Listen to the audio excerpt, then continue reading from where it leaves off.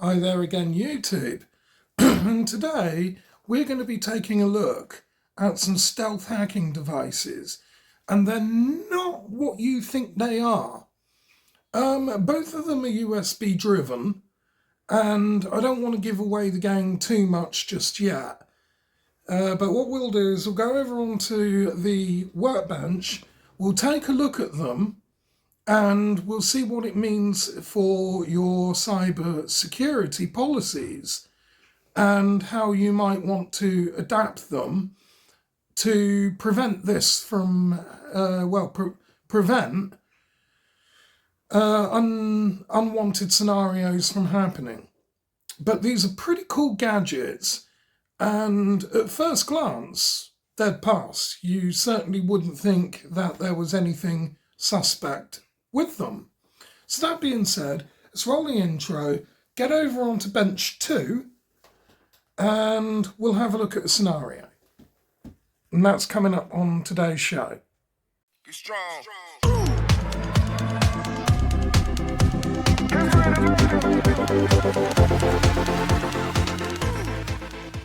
Right, okay, so we are on the workbench, and what we have here is 2 sets of USB devices.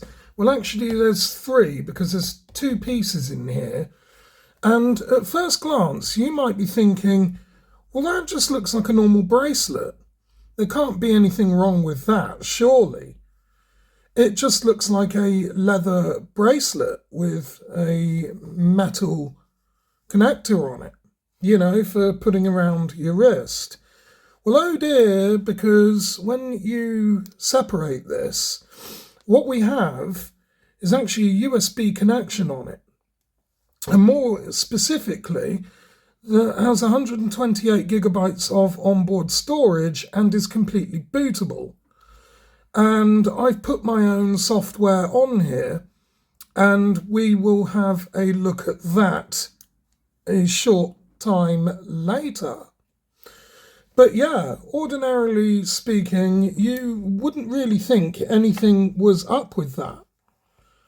So putting it on is a little bit tricky. I'm still kind of getting used to that. And I've got a tripod in between my legs as well. So it's kind of a little bit awkward as I'm having to lean around that. But as you see, I'm trying to do this one-handed as well.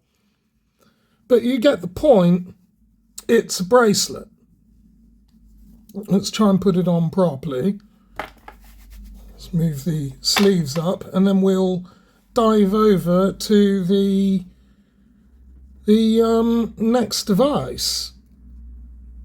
Do I pause it, or am I going to be able to do this without pausing? Because this is a little bit finicky, and it's quite a tight fit.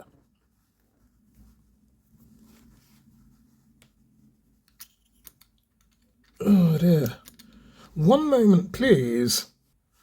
Right, there we are. So we got the bracelet on, and as I said, it just looks like a normal bracelet. You wouldn't really think there was anything up with that.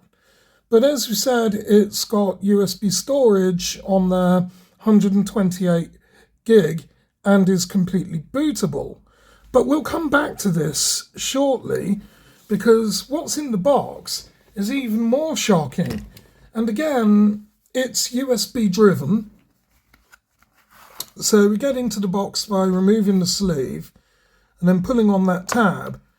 And what do you know? It's a pair of cufflinks.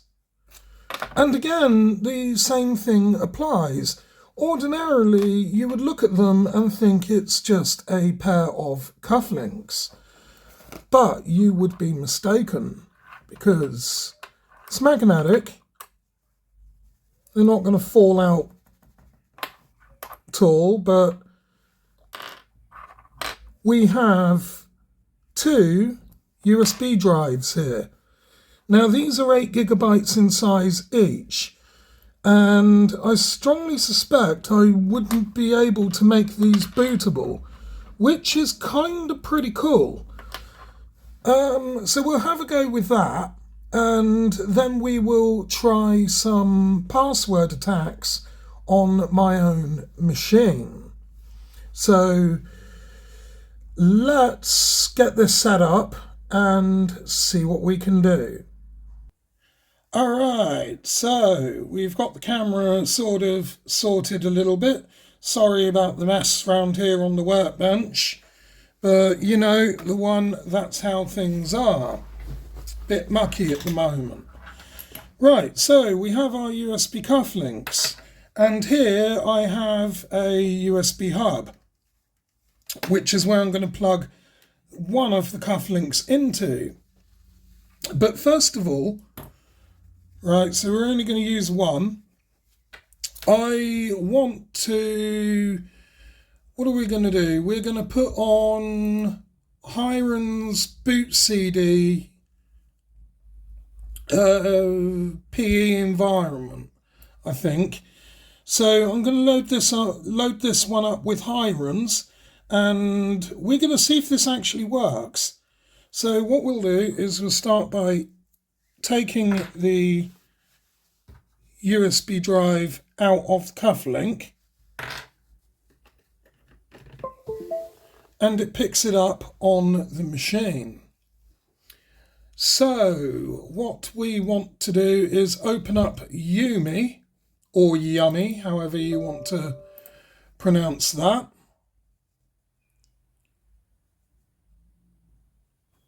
I agree. And it's there. So just prepare this device, hit yes.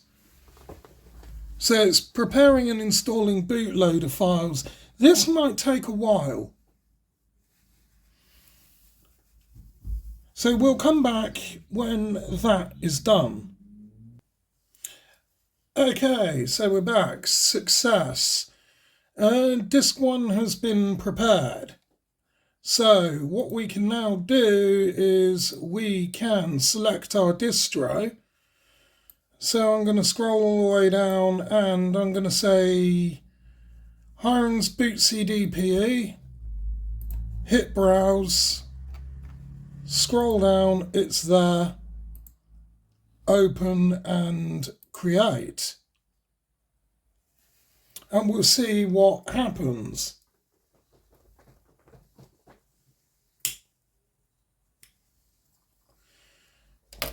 Now, if this works, this is shocking because from a cybersecurity standpoint, this is a pair of cufflinks. Ordinarily speaking, you wouldn't really suspect this. So from a standpoint of security, it's kind of shocking. But this might take a while. We're only at 1% at the moment copying. So what we'll do is we'll pause and we will come back to this. But just before we do, please remember that this is on my own environment. It's on my own systems. So I've given myself permission to do this. For yourself, I wouldn't recommend trying this at all unless you have permission or your own systems. So remember, keep it ethical, and I'll see you in a moment. Okay, so we've got about 30 seconds to go. It's taken me about half an hour or so to copy these files over onto our cufflink.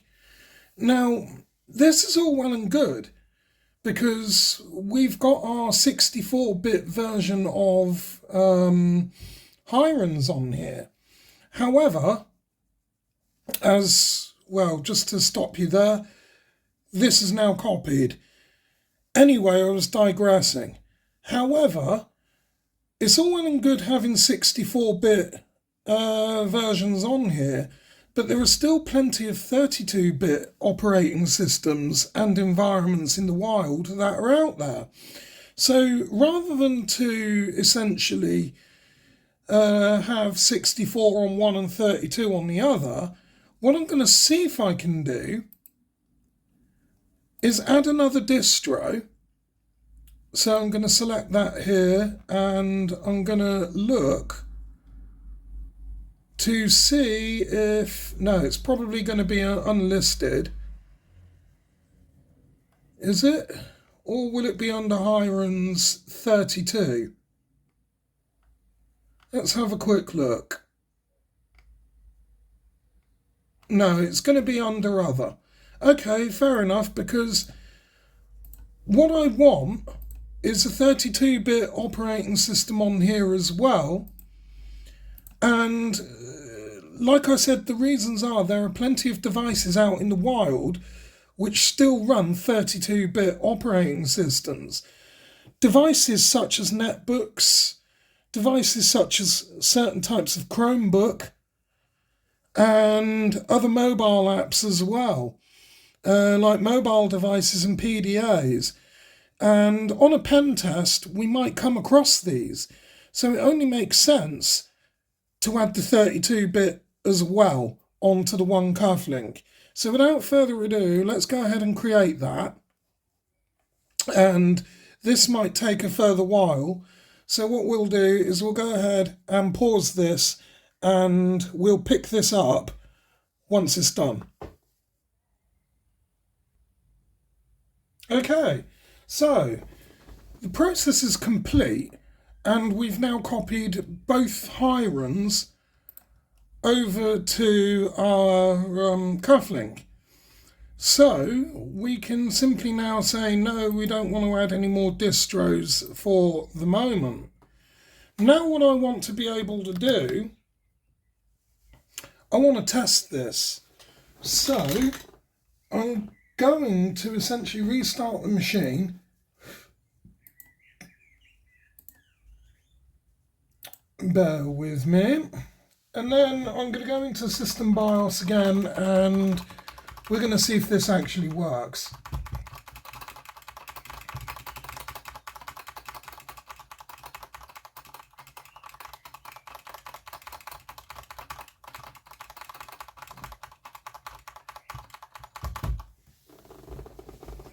Right, okay, System BIOS. Now I want to go boot sequence.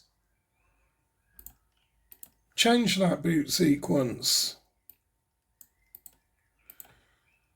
On. There we go. Apply and save that and exit. And we'll see what happens, if anything happens.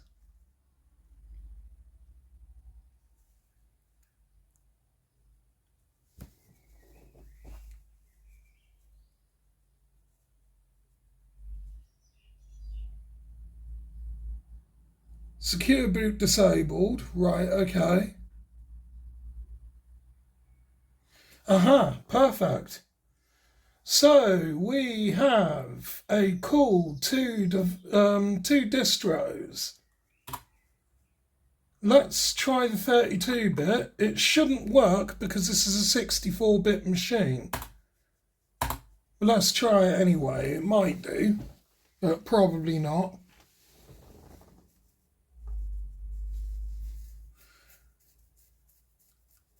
Maybe the image does not support x64 UEFI. So, okay, let's Control-Alt-Delete.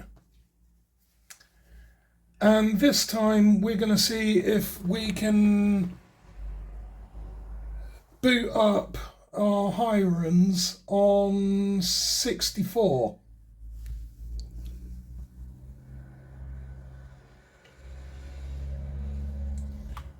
So, Windows P8. Let's see if it works. And then boot normal mode.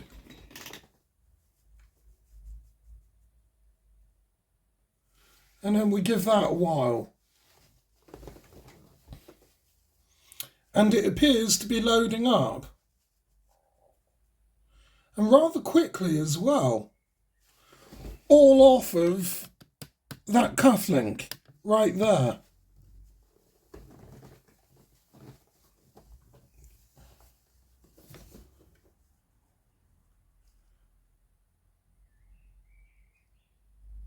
Right, this might take a while.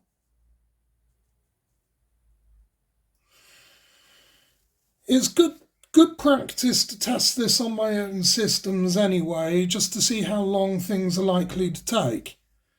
Now that cufflink, unfortunately, looks like it's on USB 1.1, so it's slightly slower than USB 3. But on a pen test, that's okay, because while that's doing the loading up, I could be busy looking at other things. For example, finding out if there's filing cabinets around, maybe doing a bit of lock picking, possibly even scoping out the network that I'm trying to compromise. There's a whole bunch of other things that I could be doing in the meantime on a legitimate pen test. But like we said, people, we have to keep this ethical.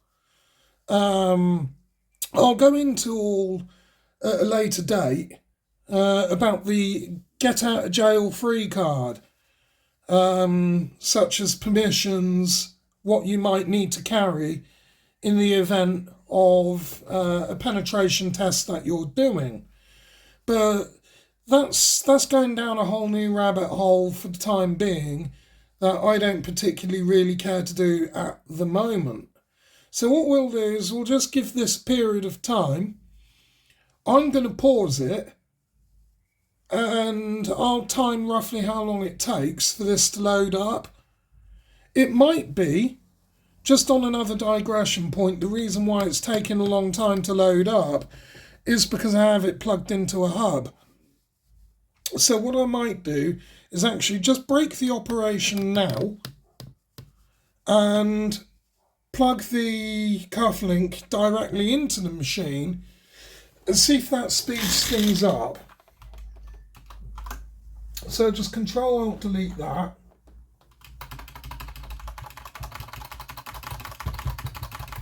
Delete F2. Get into System BIOS. We'll plug our cufflink directly into the machine, which I've just done.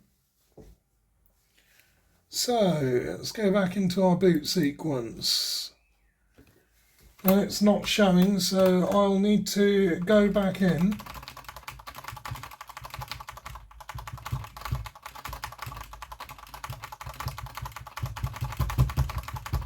Spamming the delete and F2 key. It's there. Apply, save as custom user settings, exit. Right, let's see how long this now takes. If it's the same thing again, it's because the cufflink, this guy, is on USB 1.1, or USB 1 rather, so it might take quite a while to boot up. Or it could have been down to this slowing it down. But we shall see. So let's go down to that ISO.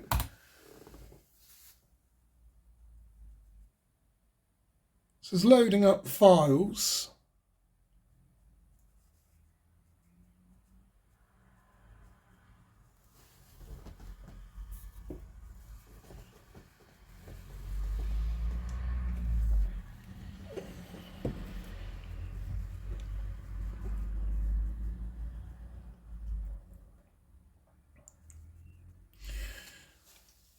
I'm not sure if it's any quicker. It might actually be a little bit slower, this.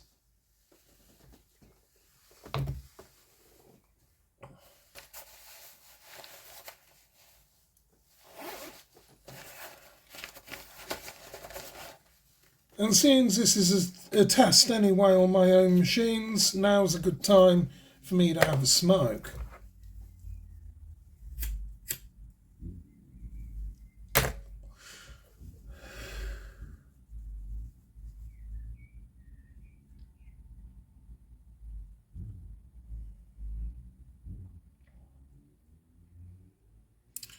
Just wait for that to load.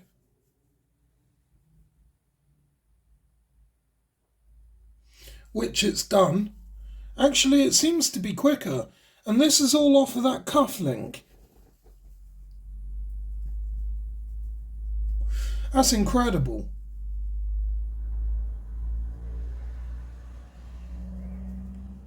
It really works. So far, anyway.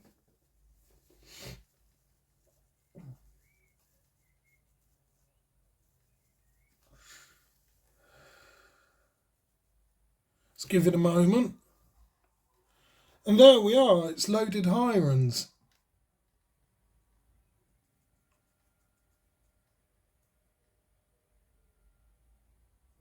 It's just installing the drivers.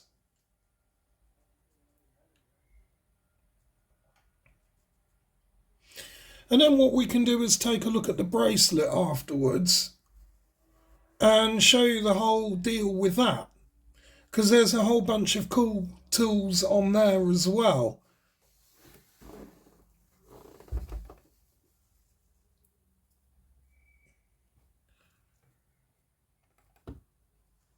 Has it loaded? It sure has.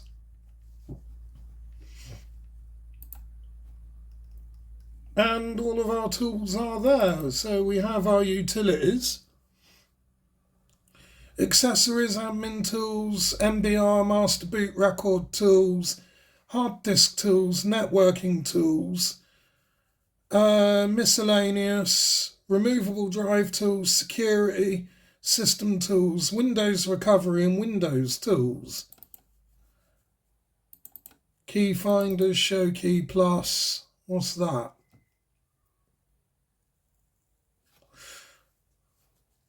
Alright, yeah, that just shows the Windows product code. So what I'll have to do is blank that out.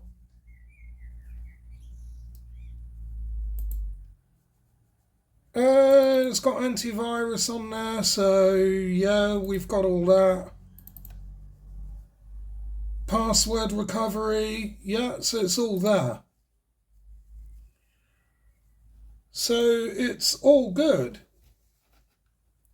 And that's pretty much it. Unbelievably, for that. Put it back in, just for a cuff link. That's kind of cool. The other one, I might put Linux on that, but that's a story for another day. And I'm going to put all my own custom payloads on there as well. Yeah, so I've got multiple points of entry into a system. Should I require that on an ethical hack run? And like we say all the time, it's all about keeping it ethical. I can't emphasize that point enough. So let's just shut this down. And now we'll take a look at the magic bracelet.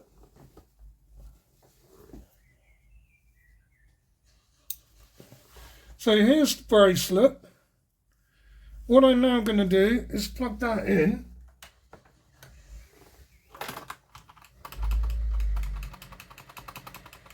I've missed the point for Control-Alt-Delete.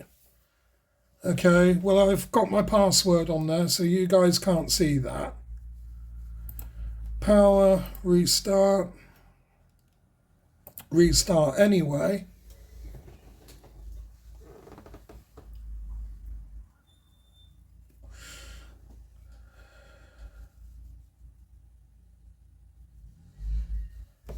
And now what I need to do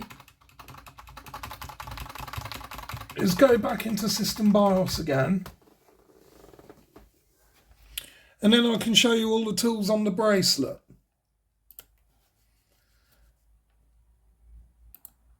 So I'll just move that up there, hit apply, say OK, and then exit that.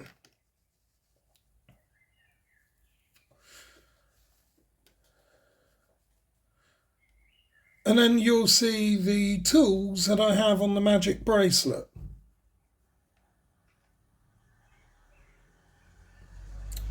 I won't go into this too much, I'm only just going to gloss over it.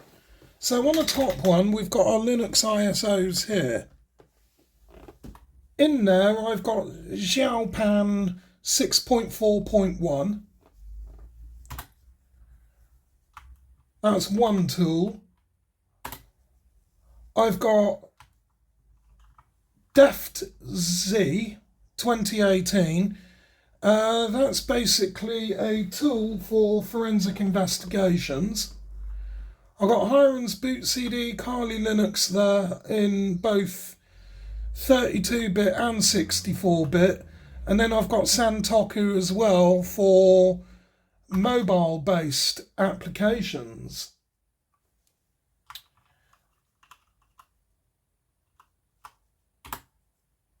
And then, of course, I've got the infamous Hiron's Boot DVD as well, so the 64-bit there too.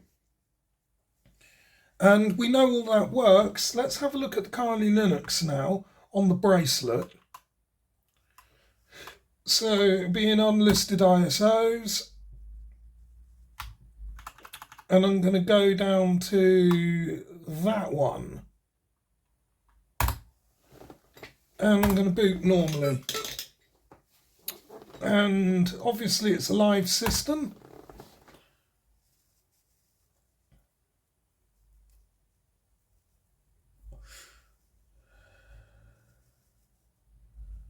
And as you see, it boots up just fine on the magic bracelet.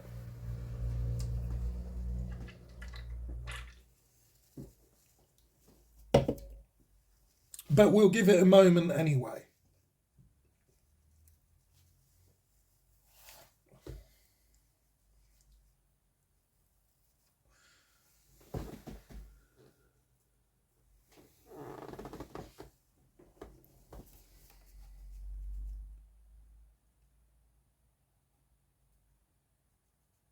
It should work, yeah, so we've got a mouse cursor there.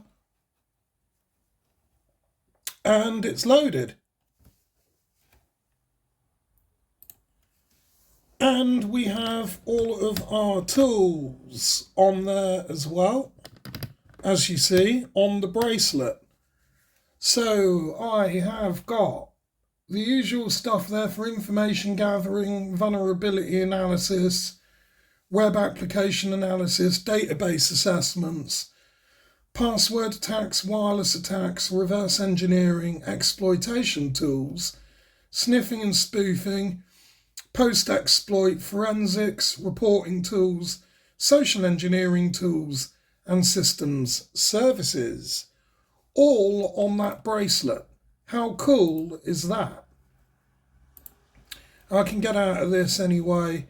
Simply shut that down because that's not needed. And we can go back to our desk. One moment, please. So that was featuring the magic bracelet as well.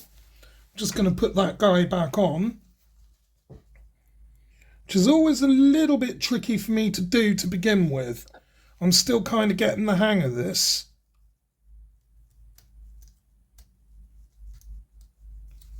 It's tricky one-handed, and with the tripod where it's positioned as well, I'm having to sort of reach around it, which is a little bit awkward. But the key is here to practice with this, and I will get faster. Oh, that is a bit tricky to put on. I can do it relatively quickly off camera, but I'm losing my grip on it.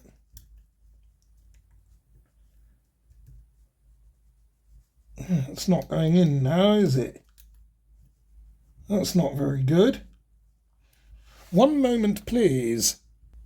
There we are. So I've got the bracelet back on, and the cufflinks for the time being it can get put away.